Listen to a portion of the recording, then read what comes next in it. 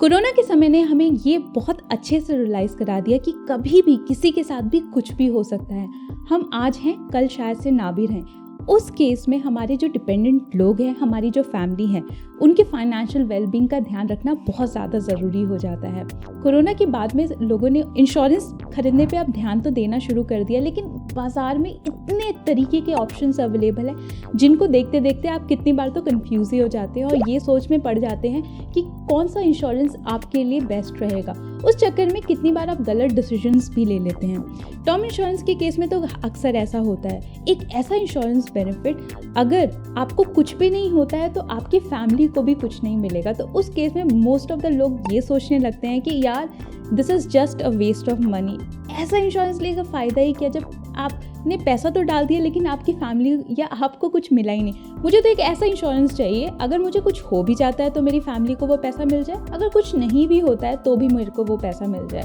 मुझे अपना ना पैसा वेस्ट करने में कोई इंटरेस्ट नहीं। और उस चक्कर में हम इंश्योरेंस एजेंट्स के झांसे में आ जाते हैं और कुछ ऐसे इंश्योरेंस खरीद लेते हैं जो कि हमें फ़ायदे के जगह पे नुकसान प्रोवाइड करता है। आज हम इस वीडियो में इन्हीं चीज़ों के बारे में डिस्कस करने वाले हैं और उन बेसिक क्वेरीज को कवर करने वाले हैं जो हर एक पर्सन को होती है जब वो इंश्योरेंस खरीदने के लिए जाते हैं। इंश्योरेंस खरीदने से पहले कुछ ऐसे क्वेश्चंस हैं जो कि हर एक इंसान को अपने आप से पूछ लेने चाहिए कि आपको इंश्योरेंस की रिक्वायरमेंट है भी कि नहीं। अगर आपको इंश्योरेंस खरीदना चाहिए तो कौन सा इंश्योरेंस खरीदना चाहिए। They are multiple options available, like endowment plan जो कि हर किसी का फेवरेट है, ULIPs plan, pure term insurance. कितने ड्यूरेशन में इंश्योरेंस का प्रीमियम पे कर देना चाहिए, एक ही बार में पे कर दूँ या कि रेगुलर इंटरवल्स पे करूँ।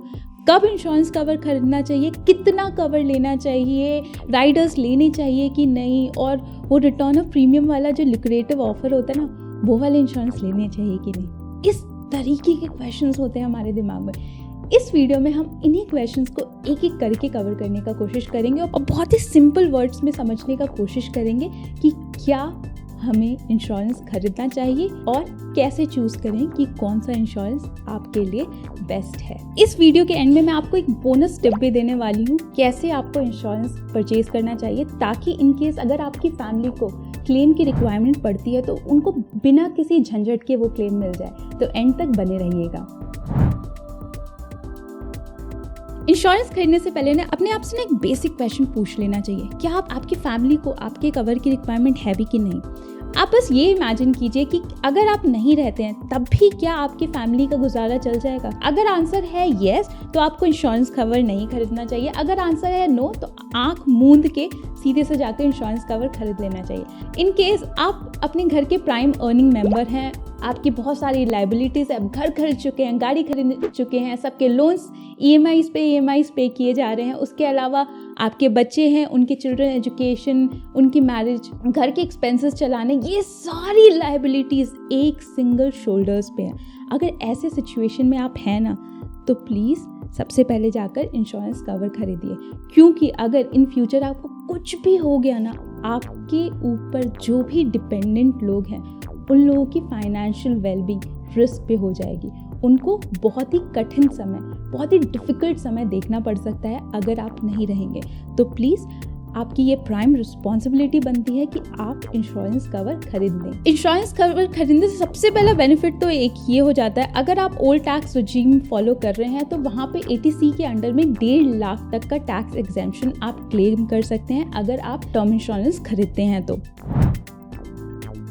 जब हमें ना ये समझ आ जाता है कि अब हमें इंश्योरेंस कवर खरीद लेना चाहिए, बहुत ज़रूरी है, तो हम ये सोचना शुरू करते हैं कि कौन सा इंश्योरेंस कवर खरीदें। वो जो एंडोमेंट प्लान्स होते हैं जो कि हमारे एजेंट्स ऑफर करते हैं, जिसमें कि हमें रिटर्न ऑफ प्रीमियम भी मिल जाता है, कवर भी मिल जाता है, सब कुछ मिल जाता है, लगता है यार ये तो बेस्ट ऑप्शन है, खरीद लेना चाहिए। तो कितने लोग तो खरीद भी लेते हैं, तभी तो एंडोमेंट प्लान्स बिकते हैं और इतने पॉपुलर हैं। एंडोमेंट प्लान के सच के बारे में हम बात कर लेते हैं। 3 तरीके के प्लान होते हैं, एंडोमेंट प्लान, यूलिप प्लान और टर्म प्लान। सबसे पहले हम एंडोमेंट प्लान के बारे में बात करते हैं। किसी भी ऑनलाइन प्लेटफॉर्म पे रिसर्च करने के लिए जाएंगे, आप ये ऑब्जर्व करेंगे कि फर्स्ट ऑफ ऑल उनका प्रीमियम अमाउंट बहुत हाई होता है। तकरीबन आपको 5-10 हज़ार रुपये नेक्स्ट 10 ईयर्स के लिए पेमेंट करनी पड़ती है और उस 10 ईयर्स के ड्यूरेशन में आपको एक सर्टेन इंश्योरेंस कवर मिलता है। जब लेट्स से कि आपकी salary 1 lakh rupees per month है और आप 10,000 का एक एंडोमेंट प्लान खरीदते हैं, आपको नेक्स्ट 10 ईयर्स के लिए 10,000 रुपीज़ हर महीना पे करना है। 10 ईयर्स के बाद में वो अमाउंट मैच्योर होकर आपको कुछ अमाउंट मिल जाएगा, आपकी फैमिली को कुछ अमाउंट मिल जाएगा। इन केस अगर उन 10 ईयर्स के ड्यूरेशन में आपको कुछ हो जाता है तो भी वो अमाउंट आपकी फैमिली को मिल जाएगा। तो विन विन सिचुएशन हुई ना। आप हैं भी तो भी वो अमाउंट मिल जाएगा, आप नहीं हैं तो भी वो अमाउंट मिल जाएगा, तो क्यों नहीं ले लेना चाहिए। अब यहाँ पे इनके फैक्ट्स एंड फिगर्स पे आ जाते हैं। इंडोमेंट प्लान्स के केस सबसे पहली चीज़ तो ये है कि इनका प्रीमियम बहुत हाई होता है, 10,000 rupees which is about 10% of your monthly income. उसमें अगर आप इंश्योरेंस कवर देखने जाएंगे ना तो पता लगेगा कि 10 से 12 लाख का ही कवर आपको कंपनीज प्रोवाइड करते हैं। तो जस्ट इमेजिन कीजिए आपकी मंथली इनकम ही लाख रुपए है, आपकी ईयरली इनकम 12 लाख रुपीज़ है। अगर आपको कुछ हो जाता है तो आपकी फैमिली को कितना पैसा मिलेगा? 12 lakh rupees. Is it sufficient? You have to ask yourself. Pause कीजिए और सोचिए। होप करती हूँ कि आपको आंसर तो मिल ही गया होगा। अब दूसरे फैक्ट पे आ जाते हैं, rate of interest. In insurance के केस में जो रेट ऑफ इंटरेस्ट होता है वो अराउंड 5% होता है, इससे भी कम होता है। 5% तो मैंने एक डिसेंट रिटर्न ले लिया है जो कि इन्फ्लेशन तक को बीट नहीं करता है। तो क्या आप ऐसी इंश्योरेंस पॉलिसी अपनी फैमिली के लिए खरीदने चाहेंगे जो कि महंगी भी है, कवर भी अप्रोप्रिएट नहीं दे रही है और इन्फ्लेशन को बीट तक नहीं कर रही है? फिर आप आ जाते हैं यूलिप प्लान में। आप बोलेंगे यार यूलिप ले लेते हैं, यहाँ पर तो आपका पैसा मार्केट में इन्वेस्ट होता है तो रिटर्न भी बेटर मिल जाएंगे। बिल्कुल सही करें। रिटर्न वहाँ पे 5% का मिल रहा था ना, यहाँ पे आपको 8% का मिल जाएगा। सोच लीजिए एवरेज इन्फ्लेशन रेट ही 7% का, आपको मात्र 1% का ही इंक्रीमेंट यहाँ पे मिल रहा है, ज़्यादा कोई फ़ायदा नहीं हो रहा है और सारे फीचर सिमिलर ही है। यहाँ पर भी इंडोमेंट प्लान के केस में भी आप 10,000 रुपये महीना भर रहे थे, यूलिप के केस में भी आप सिमिलर अमाउंट भरेंगे। इंडोमेंट के केस में भी आपको 12 लाख कवर मिल रहा था जो कि आपके लिए सफिशिएंट नहीं था, यूलिप के केस में भी आपको सिमिलर कवर मिल जाएगा। रेट ऑफ इंटरेस्ट में थोड़ा 2-3% का डिफरेंस है, लेकिन उससे भी कोई खास फर्क पड़ने नहीं वाला। आप ही सोच लीजिए कि 12 लाख रुपए सालाना कमाने वाले आदमी के लिए 12 लाख का कवर अप्रोप्रिएट है कि नहीं। अब आ जाते हैं टर्म प्लान पे जो कि बहुत चीप होते हैं और चीप ऑप्शन ना सबको पसंद नहीं आते हैं। सबसे बड़ी गलती जो हम करते हैं ना, हम इंश्योरेंस को इन्वेस्टमेंट से मिक्स कर देते हैं। जो टर्म प्लान्स होते हैं ना उसमें इन्वेस्टमेंट मिक्स नहीं होती है, वो प्योर इंश्योरेंस प्लान होते हैं, इस वजह से वो बहुत सस्ते होते हैं। इंश्योरेंस एजेंट आपको वो टर्म प्लान इसलिए भी नहीं बेचते हैं क्योंकि वहाँ पे उनका कमीशन बहुत ज़्यादा कम होता है, और कोई क्यों बेचेगा आपको एक सस्ता इंश्योरेंस प्लान जिसमें उनका कमीशन ही कम है। टर्म प्लान आप जब खरीदने के लिए जाते हैं ना, तो अगर आपकी एक डिसेंट लाइफस्टाइल है, आप हेल्दी हैं, डिसेंट लाइफस्टाइल में है, तो आपको 1,000 रुपीज़ में 1 करोड़ तक का कवर आराम से मिल जाएगा। जो बचे हुए 9,000 रुपये ना उसको कहीं पर भी ना इन्वेस्ट कर दीजिए, आप मैजिकल रिटर्न्स देंगे। और वो मैजिकल कैलकुलेशन अभी हम करने वाले हैं। एक क्विक कैलकुलेशन करके देख लेते हैं कि कितना अमाउंट आपको तीनों प्लान से मिलेगा। आप जब भी इंश्योरेंस कवर खरीदने के बारे में सोचते हैं तो एक लंबे ड्यूरेशन के लिए सोचते हैं। ये सोच के चलते हैं कि जब तक आप रिटायरमेंट के फेस में नहीं चले जाते तब तक आपके पास एक इंश्योरेंस कवर रहे, ताकि आपकी लायबिलिटीज टेकन केयर रहें। तो उस केस में आप नॉर्मली 60 ईयर्स तक का इंश्योरेंस प्लान लेते हैं। मान लीजिए आपकी एज है 30 ईयर्स और नेक्स्ट 30 ईयर्स में आप कितना सेव करने वाले हैं। सो नेक्स्ट 30 ईयर्स में हर एक प्लान से आपको क्या क्या बेनिफिट होने वाला है। सबसे पहले कैलकुलेशन करते हैं इंडोमेंट प्लान के केस में। हम एक कैलकुलेटर ओपन करके देखते हैं। इंडोमेंट प्लान में अगर आप 10,000 rupees for next 30 years invest करते हैं तो वो अमाउंट कितना हो जाएगा। तो यहाँ पे मैंने मंथली इन्वेस्टमेंट, मैं यहाँ पे ग्रो का कैलकुलेटर यूज़ कर रही हूँ। This is not a sponsored video, I am using it for educational purpose only. Monthly investment आप जो कर रहे हैं वो 10,000 रुपीज़ का कर रहे हैं, और इंडोमेंट के केस में आपको जो रेट ऑफ रिटर्न मिलता है वो तकरीबन अराउंड 5% मिलता है। ज़्यादा बोल रही हूँ मैं, 4% के अराउंड में मिलता है। टाइम पीरियड मान के चलते हैं 30 ईयर्स, और देखते हैं कितना अमाउंट हो गया। Okay, so over a period of 30 years आपने जितना भी इन्वेस्ट किया उसका अमाउंट हो गया 83,000 रुपीज़। ओके, चलिए अब यूलिप्स के केस में चले जाते हैं। सेम अमाउंट आप यूलिप में इन्वेस्ट कर रहे हैं और 8% का रिटर्न आपको यहाँ पे मिल जा रहा है, तो कितना हो गया? वही अमाउंट आपका हो गया 1.50 करोड़ रुपीज़। देखने में तो अच्छा ही लग रहा है। अब चलिए टर्म इंश्योरेंस के केस में चलते हैं। टर्म इंश्योरेंस आपने 1,000 रुपये में आपको 1 CR का कवर मिल गया। कितने बचे? 9,000 रुपये बचे। म्यूचुअल फंड्स में इन्वेस्ट कर देते हैं, बेसिक इंडेक्स फंड में इन्वेस्ट करते हैं जो कि बहुत ही सेफ होते हैं, और वहाँ पे ना 30 ईयर्स में आपको 12% तक का रिटर्न आराम से मिल जाएगा। 15, 18, 20% भी मिल सकता है, उसके बारे में मैं बात नहीं कर रही अभी। बेसिक सेफ रिटर्न की बात कर रही हूँ। तो 12% पे आपको कितना मिलता है, चलिए देखते हैं। ओके, तो हम यहाँ पे जो अमाउंट डालेंगे वो डालेंगे 9,000 रुपये का। Can you see it? 9,000 rupees आपने इन्वेस्ट किए हैं 30 ईयर्स के लिए म्यूचुअल फंड में। कभी भी निकाल सकते हैं ये अमाउंट। कितना अमाउंट हो गया? 3.17 crore. These are the actual figures. अगर यहाँ पे मैं रेट ऑफ रिटर्न बढ़ा दूँ ना, नंबर्स इतने बढ़ जाएंगे ना, आप इमेजिन भी नहीं कर पाएंगे। तो ये है बेनिफिट। जब भी आप टर्म इंश्योरेंस खरीदने के लिए जाएं, प्योर टर्म के बारे में सोचें। इंडोमेंट पॉलिसीज़, यूलिप पॉलिसीज़ आपको बेवकूफ़ बनाने के लिए हैं। यहाँ पर आपको फ़ायदा नहीं होता है, यहाँ पे नुकसान होता है। तो प्लीज़ जब भी खरीदने के लिए जाएं, अपना दौरो रिसर्च कर लें और उसके बाद ये इन्वेस्टमेंट डिसीजन लीजिए कि कौन सा इंश्योरेंस आपके लिए बेटर होगा, क्योंकि ये इंश्योरेंस आपके लिए नहीं है, आपकी फैमिली के लिए है। तो ये आपकी प्राइम रिस्पॉन्सिबिलिटी है कि अगर आप नहीं भी रहें तब भी आपकी फैमिली को सफ़र ना करना पड़े। इंश्योरेंस कवर आपको कब खरीदना चाहिए? जितना जल्दी हो सके ना, आपको टर्म इंश्योरेंस खरीद लेना चाहिए। इसका सबसे बड़ा बेनिफिट ये होता है कि जिस प्रीमियम से आप शुरुआत करते हैं वो प्रीमियम फिक्स हो जाता है। आपको लाइफ टाइम जब तक आपका इंश्योरेंस कवर है तब तक वही सेम प्रीमियम पे करना होता है। दूसरा एडवांटेज ये होता है कि जितना आप जल्दी खरीदेंगे उतना ही प्रीमियम अमाउंट कम होगा। जैसे कि अगर आप 25 ईयर्स के हैं कंपेयर टू 40 ईयर्स, हो सकता है कि आप हेल्दी होंगे और आपकी लाइफ एक्सपेक्टेंसी उस समय में हाई होती है, इस वजह से प्रीमियम अमाउंट बहुत नॉमिनल होता है। लेकिन जैसे ही आप 30s 40s क्रॉस कर जाते हैं, उस समय आपके कुछ इलनेस भी डेवलप होना शुरू हो जाते हैं, आपकी लाइफ एक्सपेक्टेंसी रिड्यूस होना शुरू हो जाती है, जिस वजह से आपके प्रीमियम्स हाई हो जाते हैं और उस वजह से आपको हाई प्रीमियम पे करना पड़ता है। तो इस वजह से जितना जल्दी आप टर्म इंश्योरेंस खरीद लेंगे उतना ज़्यादा बेटर होगा आपके लिए। कौन कौन से पैरामीटर्स होते हैं जो कि टर्म इंश्योरेंस खरीदने टाइम ध्यान देने चाहिए? सबसे पहले एज के बारे में हम बात कर चुके हैं। जितना जल्दी आप खरीदेंगे उतना ज़्यादा फायदा होगा। दूसरा है आपका लाइफस्टाइल किस तरीके का है। अगर आप स्मोकिंग करते हैं तो उस केस में आपकी लाइफ एक्सपेक्टेंसी कम हो जाती है, प्रीमियम अमाउंट बढ़ जाता है। अगर आप टबैको च्यू करते हैं तो सिमिलर कंडीशन अप्लाई होते हैं। एक चीज़ ध्यान देनी बहुत ज़्यादा ज़रूरी है टर्म इंश्योरेंस के केस में कि जब भी आपसे डिक्लेरेशन पूछे इंश्योरेंस कंपनी, आपको ट्रू सही जानकारी वहाँ पे देनी ज़रूरी होती है। क्योंकि खुदा ना खास्ता अगर आपके साथ कुछ हो गया और आपने जो इंश्योरेंस कवर लिया है और आपने वहाँ पे गलत डिक्लेरेशंस कर रखी है, मान लीजिए आप स्मोकिंग करते थे, क्योंकि वहाँ पे प्रीमियम अमाउंट बढ़ जाएगा, इस चक्कर में आपने बोला इंश्योरेंस कंपनी को कि आप स्मोकिंग नहीं करते हैं।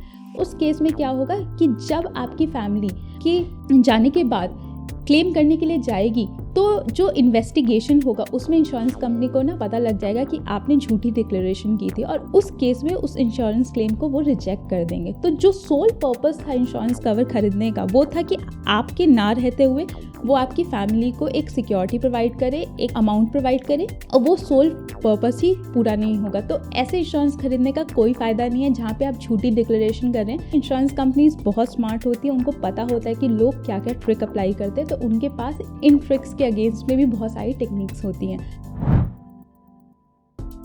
अब आपको ये कैसे पता लगेगा कि आपको कितने का कवर खरीदना चाहिए? आप मान लीजिए आपकी सालाना इनकम 5 लाख रुपए है, उस केस में उसका 20 टाइम्स मतलब 1 करोड़ रुपीस का आपको इंश्योरेंस खरीद लेना चाहिए। अब एज कैटेगरी के बारे में बात कर लेते हैं। अगर आप 20 से 40 इयर्स की एज कैटेगरी में आते हैं तो आपको 20 टाइम्स खरीदना चाहिए। अगर आप 40 से 50 की एज कैटेगरी में आते हैं तो आपकी लायबिलिटीज़ रिड्यूस होनी शुरू हो जाती है। उस केस में आप 15 टाइम्स का term insurance 15 times of your annual income तक का कवर ले सकते हैं। अगर आप 50 से 60 की एज कैटेगरी में आते हैं उस केस में आप 10 times of your annual income का इंश्योरेंस कवर खरीद सकते हैं अपनी फैमिली के लिए। किस कंपनी का इंश्योरेंस खरीदना चाहिए वो डिसाइड करने से पहले 2 पैरामीटर्स है जो कि आपको चेक कर लेना चाहिए।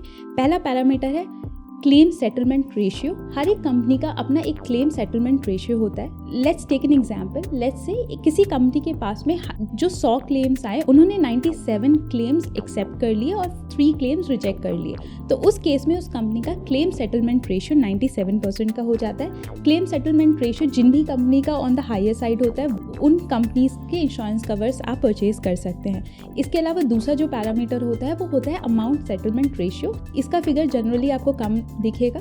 लेट्स से किसी कंपनी के पास 100 करोड़ का क्लेम आया, उन्होंने 95 करोड़ का क्लेम पास कर दिया, तो उस केस में उनका अमाउंट सेटलमेंट रेशियो जो परसेंटेज हो जाएगा वो 95% का हो जाएगा। ये सारे फैक्ट्स एंड फिगर्स IRDA की वेबसाइट पे अवेलेबल होते हैं। तो इन केस अगर आपको कोई भी कंफ्यूजन होता है कि किस कंपनी का इंश्योरेंस कवर आपको खरीदना चाहिए, तो उस केस में आप IRDA की वेबसाइट पे जाकर कंपैरिजन कर सकते हैं और उसके हिसाब से डिसीजन मेकिंग कर सकते हैं कि कौन सा इंश्योरेंस आपके लिए बेटर रहेगा।